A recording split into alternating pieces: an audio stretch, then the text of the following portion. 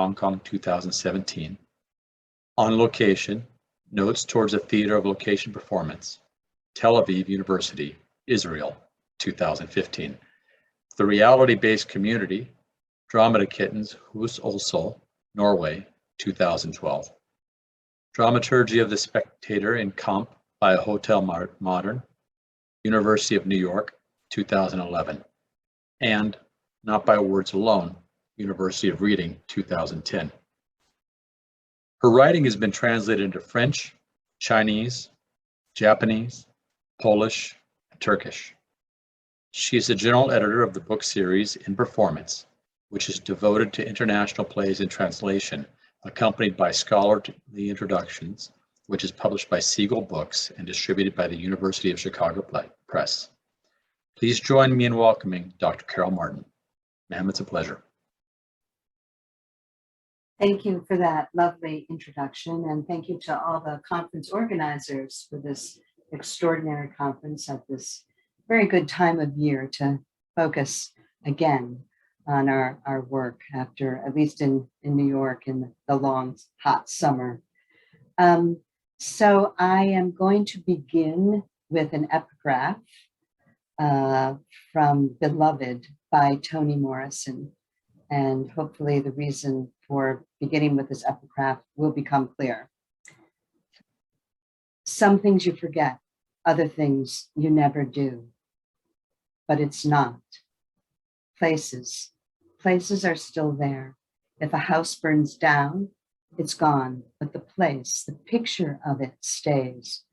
And not just in my rememory, but out there in the world.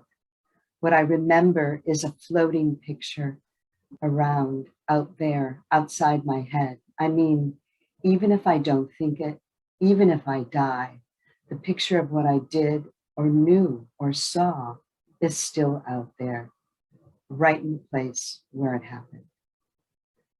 House museums are distinctive monuments. This is me now. Evidence of lives long gone but not lost, memorials of both fleeting and frozen time. Visitors are given a passport to private lives, secret codes, and maps of the imagination. Marcel Proust and Toni Morrison might very well agree that the past remains. Conversing in the afterworld, Proust would propose the past remains inside us in his full sensory elaboration, to which Morrison might reply that it's also out there everywhere. What I remember is a floating picture out there outside my head, Morrison writes, right in the place where it happened. The skeleton keys of house museums unlock the scenes of history constructed from each visitor's life experience. Each is nested inside the other, a play within a play, and on to infinity, mise en abîme. House, history, knowledge, experience. The visible drama is the house museum itself, including its architecture, material objects, and visitors. The invisible drama is what visitors see in their minds and the voices they hear in their heads. Personal reminiscence and historical memory merge. While house museums themselves have velvet ropes, individual imagination is free to roam. House museums invite visitors into a semblance of originality, whether actual, recreated, or entirely invented. Like in theater, what is done backstage and in the wings is kept quietly out of view. In his letters to Commando, Edmund de Waal comments, quote, "Your house is so clean, so charged in its defenses against dust. You don't want to change anything. Light to fade the tapestries, heat to warp the veneered furniture, the paneling, the parquet floors, dust to damage the collection. You also worry about damp. The illusion is that house museums are magically frozen in time, as if no upkeep were required. The longevity of house museums are magically frozen in their material reality that takes place in one place in a way that makes them both icons of life and testimony of mortality. Their capacity to create meaning is as much in the visitors as it is in the curation of the museums. Biography, autobiography, heritage, architecture, and monument all claim house museums' importance to national, cultural, and personal identity. They are public space where the visitor's performance is fluid, multiple, and unsettled. The great number and variety of house museums remind us that there are no lives without consequence. There are extraordinary lives and ordinary lives, lives lived in public and lives lived in private. There are endeavors that change the world and actions that change one life. There are lives with aspirations and lives without blessings, big and small, wealthy and poor, grand and modest, well-maintained, dilapidated, and almost vanished. The story of each house museum is as different as the lives of the former inhabitants. Ghosts are everywhere. In Emily Dickinson, she's an American poet. In Emily Dickinson's bedroom, there is a headless mannequin wearing one of Emily's white dresses, waiting in the center of the room. Across from the Revenant is her famed writing desk, where those who have rented the privilege of writing at it at an hourly rate have reportedly received the writing spirit. At Thomas Jefferson's Monticello, the presence of Sally Hemings, the enslaved woman with whom Jefferson fathered 6 children, is present in the form of a shadow projected on the wall of Jefferson's bedroom, because there are no photographs of Sally Hemings. There are many kinds of house museums all over the world. One can spend a lifetime visiting them. And as soon as I tell someone this is my subject, they immediately say, oh, have you been to da-da-da-da-da-da? There are so many house museums, and yet they remain largely untheorized. So house museums range from the elegant Musée Nassim de Commando on the edge of Parc Monceau in Paris's 8th arrondissement to Istanbul's Museum of Innocence, a fictional house museum in Istanbul named after Nobel Prize winner Orhan Pamuk's novel of the same title. Mike Kelly's scale model of his childhood home, called Mobile Homestead, on the grounds of Detroit's Museum of Contemporary Art, the well-preserved Leon Trotsky House in Coyoacan, Mexico City, featuring the study where Trotsky was murdered, and Frida Kahlo's close-by home, Blue House. In Tel Aviv stands the home of Israel's first prime minister, David Ben-Gurion, which invites visitors. This is the advertisement for this Ben-Gurion's House Museum, invites visitors to experience a personal and unmediated meeting with Ben-Gurion's memory, his way of life and activities. In Jerusalem, there is Agnon House, a national heritage site that once was the family home of Nobel Prize laureate S.Y. Agnon. Then there is the extraordinary Frederick Douglass House on a hill overlooking Washington, D.C., and W.E.B. Du Bois's home site, a National Historic Landmark in Great Barrington, Massachusetts, where only fragments of the foundation and a broken chimney remain. These are just some of the house museums I visited. Artistic, political, literary, and ordinary house museums document, reenact, and help create the history they present. In many ways, they are like immersive theater, where spectators enter an entire world, bringing with them their own knowledge, memory, and associations. As memorials, they invite visitors into both the real and the imagined. Who does not remember their childhood home, the colors, odors, objects, bedrooms, basements, attics, kitchens, and living rooms, celebrations, holidays, loves, desires, and happiness, along with disappointment, boredom, loss, trauma, and ruin, can haunt visitors' imagination in what scholar Joseph Roach calls the three-sided relationship of memory, performance, and substitution. And given my work on theater of the real, I just want to note that Orhan Pamuk's, say just a few words about Orhan Pamuk's fictional house museum before I get on to my major example. So the Museum of Innocence in Istanbul, which I visited with my class of students when I was teaching in Abu Dhabi. This museum in Istanbul features 3 floors of display cases of everyday memorabilia that Pamuk collected while writing his novel of the same title. The Museum of Innocence is a fiction comprised of real objects that appear in the novel, objects that stir the memories of Kamal, the bourgeois protagonist who falls in love with Fusen, a younger working class woman in 1970s Istanbul. In the novel, Kamal collects objects that testify to his love for Fusen. At the end of the novel, Kamal, the fictional protagonist, asks Pamuk, his author, to build a museum to house the objects. In this way, the novel comes to fruition in the fictional museum, which is populated with actual objects from the 1970s in ways that can join Pamuk as a collector, curator, and author, with a nostalgic imagined world facing modernization, the modernization that followed Ataturk's reforms without a full consideration of Islam. Imagination and real life become one in the museum, which is staged as the former home of Fusen and her family. Pamuk documents a world disappearing and the path of his own life in the middle of the vanishing. Okay, so now onwards to my main working example. I have to go a little faster. I see there, Vida brevis, ars longa. Life is short, art is long. Almost everything outlives individuals. In 1924, Moïse de Commando bequeathed his mansion to the French station.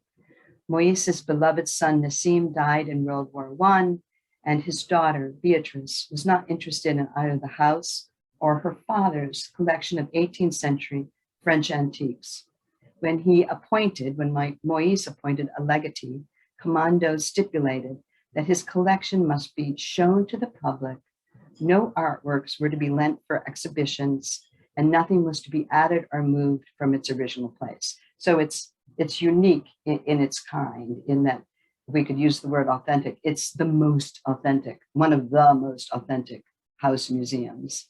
According to Beatrice Salmon, director of museums, Commando's instructions have been clearly followed with only minor adjustments, including refurbishing the servants' quarters and private apartments. And I'll just note that many times servants' laborers, or the labor that it takes to create the lives of these certain house museums, is largely hidden from view. So the Musée Nassim de Commando in particular tells a tragic story.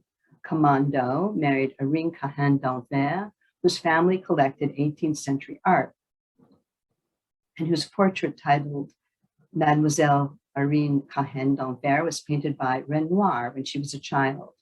Between 1911 and 1914, Moïse rebuilt the mansion he inherited from his father to house the works of arts he had been collecting for 20 years. Entering the museum on the ground floor, visitors are met with a grand staircase that leads to an upper floor, and what Émile Zola characterized as this explosion of riches. It's not unlike entering a theater where one understands the rituals of finding their seat and containing their body in it, watching the house lights dim and feeling silence overtake the theater. But at Musée Nassim de Commando, the curtain is already raised. The house itself is continuously performing. The architecture, the neighborhood, the story of the famous former occupants, the liminal space between the world of the museum and the other world outside its doors is carefully created by a large empty entrance, a neutral lobby leading to the house museum's upper floors. After ascending the stairs, there's room after room of rarefied antiques whose identification and appreciation requires a specialist knowledge. While the antiques are a loud remembrance of the era of their provenance and of their acquisition by Commando, their present reality is somber. Unlike theater, where vision and sound are inextricably linked and co-constitutive, house museums typically have no planned soundscape. But at 63 Rue de Monceau, one can hear audio guides, the murmurs of visitors, and the surrounding tranquil park de Monceau, and the clamoring cacophony of history. Guests used to arrive by horse and carriage and were ushered upstairs via the grand staircase, and then through a series of rooms on the upper ground floor. I arrived via metro and a healthy walk on foot.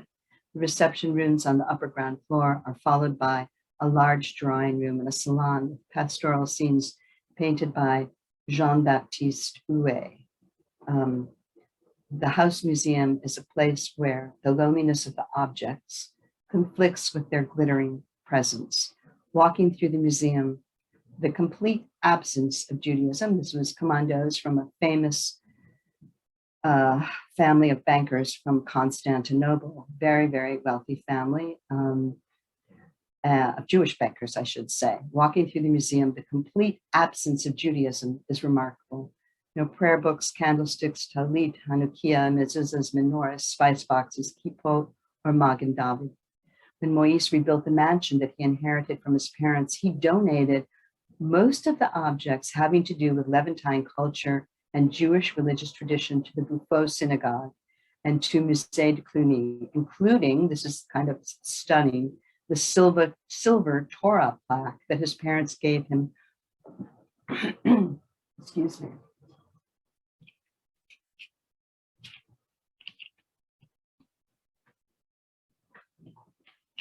That his parents gave him for his bar mitzvah. More common is the Jewish tradition of passing Judaica through generations. Was it that Commando wanted to prove his modern French identity? Was omitting his Jewish identity from sight a way to counter anti-Semitism? Did being Jewish lose its value for him? Did he feel that being Jewish threatened him? The presence of Judaica in the home suggests the practice of Judaism.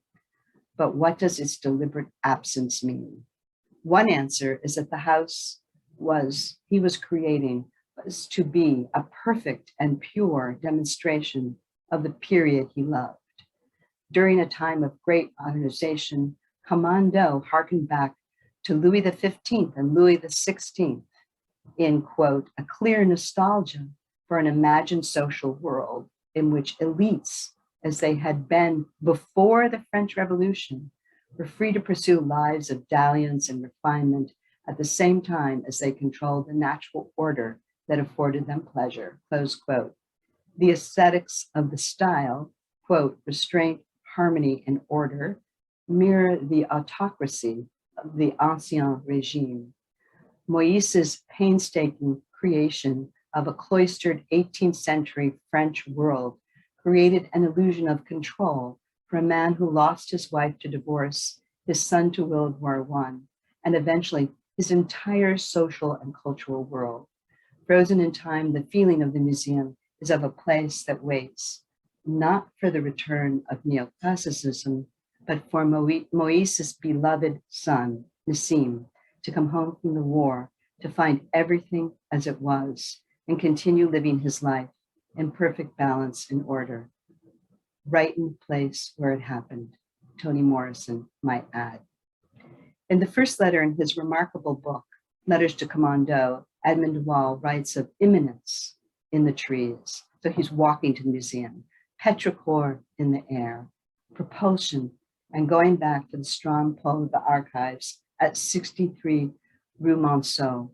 Waal is preparing for the imminence of the material world of the museum, where the ghosts of history, their odor and ability to literally and spiritually move us, are waiting for him. Here, the private becomes part of the public, exceeding the space and time of a single biography. The former occupants of house museums are absent, unavailable, dead, disappeared, yet also present. This is the felt experience of the spectators. We cannot remember someone else's life, but we can know the books they wrote and the ones they read. We can walk through their organization of space and come to know some of the rhythms of their daily lives. Each house museum has its own threshold of imagination and its own form of theatricality. In the archive, everything that is flesh seems to have slipped away, leaving only paper, photos, films, and objects. But the performance of house museums is a means of reappearance and reparticipation. That's a quote from Rebecca Schneider. House museums spatialize memory. Their objects embody physical presence and illuminate the lives of their former occupants, whose sentience looks for residence in the living. As such, house museums are incomplete without the presence of spectators, of visitors. like the testimonial objects that scholar Marianne Hirsch writes about, house museums embody memory in ways that trigger affect across generations. And this affect is a kind of haunting, a type of ghost, and most certainly real. Thank you.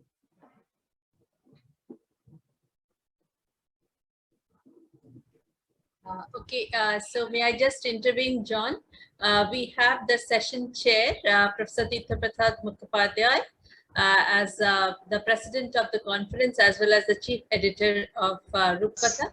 So may I request Professor Tirtha Prasad Mukhopadhyay to just take over? Thank you so much.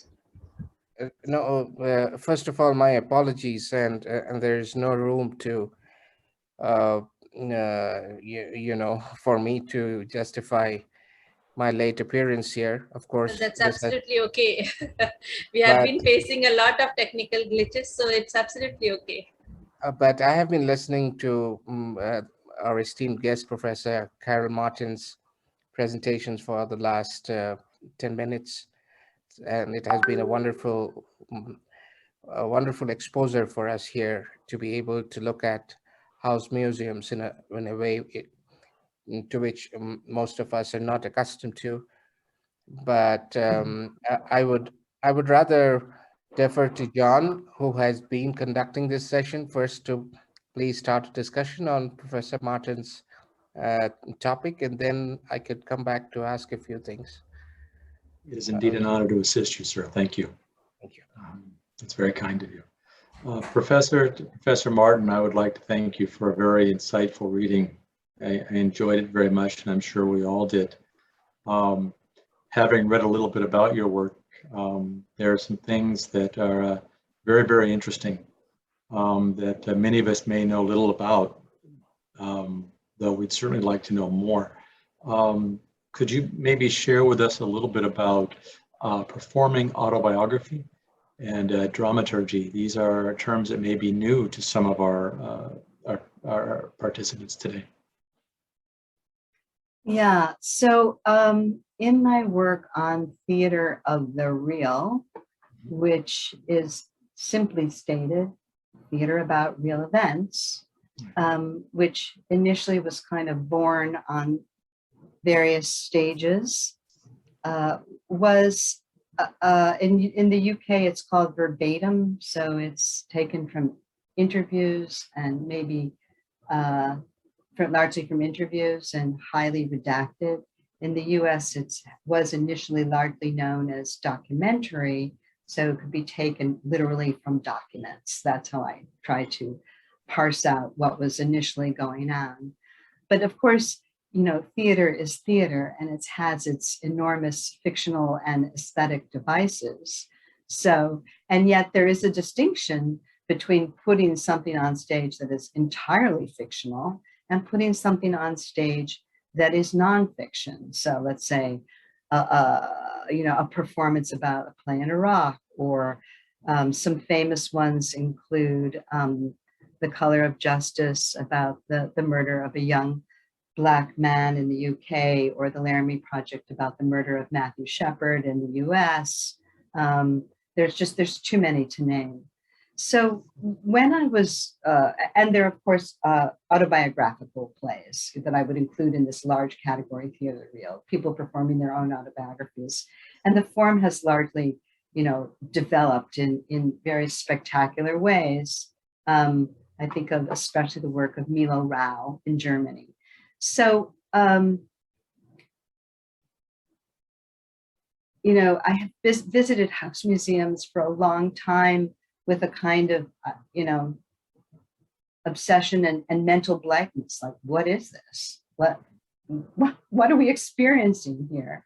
And suddenly I realized that I could use some of my thinking about theater of the real, because the house museums are kind of a real event, although there's a spectrum. Some are very authentic, some are largely reconstructed, some are kind of somebody's impression of what might have been in the house. So one can parse them in a million different ways. But in the case my guiding idea is, what are these places and how do we walk through their rooms? So dramaturgy is, initially when the concept was developed in Germany, it was to make sure that everything in a play, like a play on a page, was cohesive. So if you're doing a play about the 19th century and you suddenly have a Cadillac from the 1960s, that's an anachronism. So one of the jobs of the dramaturg is to make sure that there's historical cohesiveness, clarity, accuracy. But it's developed largely, enormously developed over time to include the cohesiveness of the ideas in a performance, in a piece of choreography, and even, I would add, in a house museum. How are spectators staged? In other words, what we experience as we walk through the house museum, what the placards say, what the audio guides say, is all largely, it's all constructed, and they're constructed to make us have a particular experience, not unlike dramaturgy and theater. So that, that's my whole, with this house museum thing, my whole enterprise is to bring theater and performance theory thinking to the subject of art museums, which is vast. I mean, even to write a little bit about Musée Nassim de Commando takes an enormous amount of research. Had I ever thought about 18th century French antiques before? No. Is my appreciation of 18th century French antiques sophisticated? No. But yet, walking through the museum, I was having a different experience of Moïse, his family, his children and grandchildren all perished at Auschwitz, and how the museum speaks to me and to others who are not specialists. I mean, this museum presents a unique challenge with its 18th century French antiques, and yet how house museums speak to us is something that we can ask across a million different varieties of house museums. See that? It's beautiful. It really is. You've really thought a lot about this and brought it to life in some really wonderful ways. I have one more question I'd certainly like to ask you, but before I do, I'd like to open it up to our panelists and our esteemed Professor Murphy and Professor Siam and the other panelists.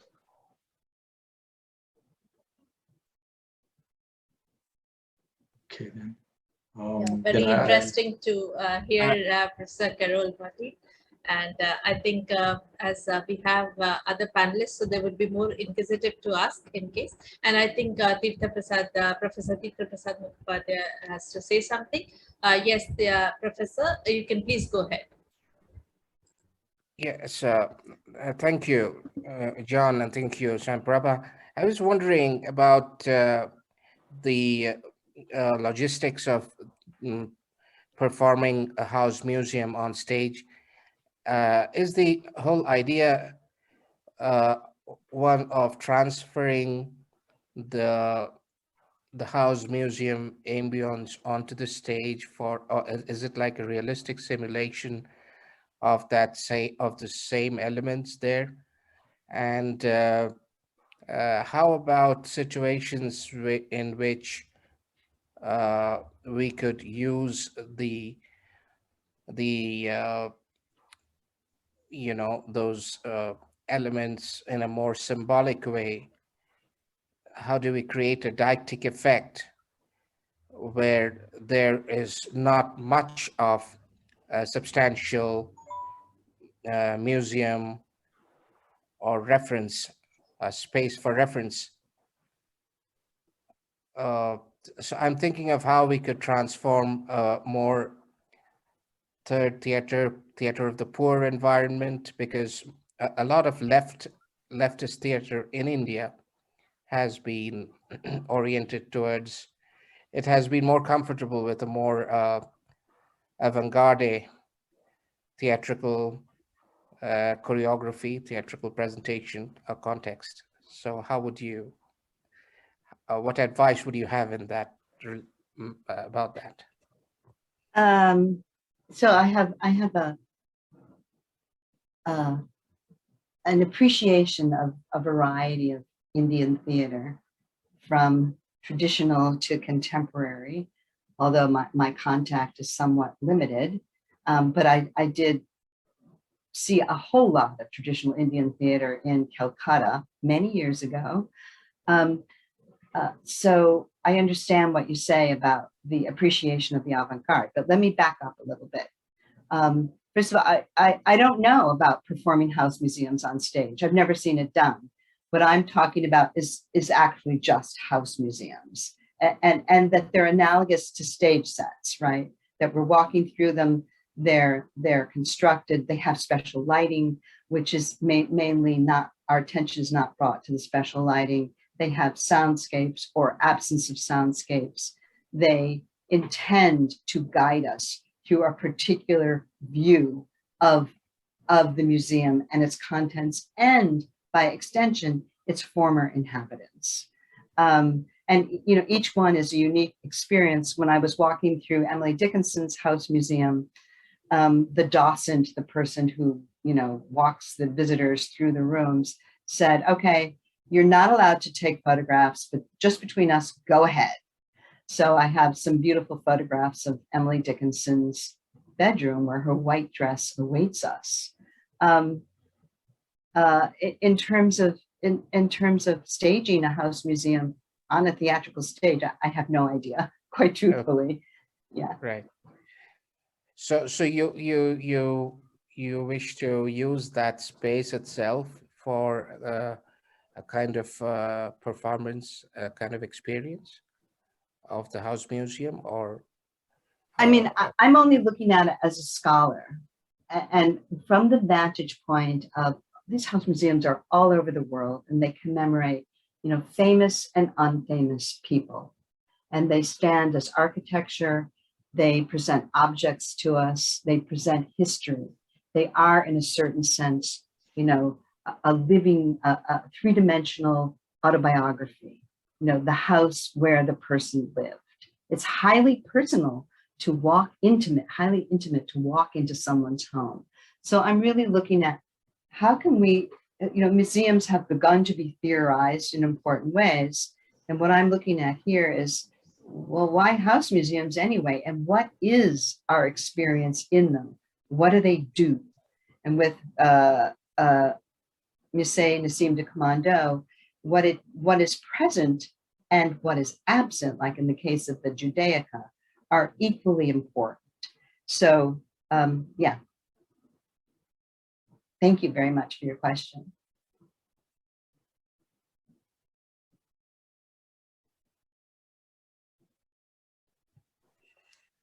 So, John, would you like to take more questions or comments, or? Yes, just one, if it's okay. I can see, I can guess from your, from what you discussed today and looking at your history of your writing, the trajectory that brought you here. What's next? Well, this is a big project, so I have to realize it in, it's yet to be realized. I see it as a book. I'm struggling with how in the world am I supposed to organize this? There are a million different ways to organize this vast body of material. After house museums, one thing I have thought about are objects on stage. I wrote an essay called Table on Stage and the way it works in different productions. So I might look at just tables, chairs, and beds on stage in a variety of productions. I don't know though. I have to sink myself into something before I decide about it. Beautiful, thank you. We're reaching the time to move on to the next presentation, so I'd like to turn it back over to Dr. Rupkatha and ask him to move forward. Well, thank you very much, Dr. Carol Martin. It was wonderful listening to you and to this notion of house museums.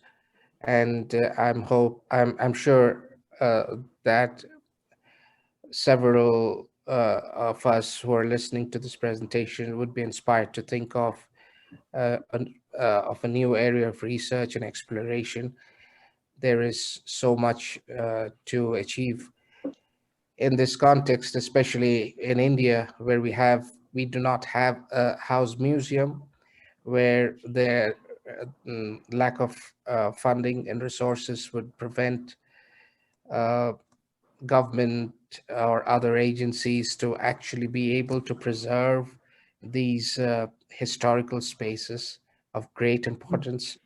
And how could a house museum scholar work in such contexts? The house of Ernst Kohn Vienna, the German Jewish exile who came to the Baroda Maharaja of Baroda Museum as a director invited by the Maharaja of Baroda.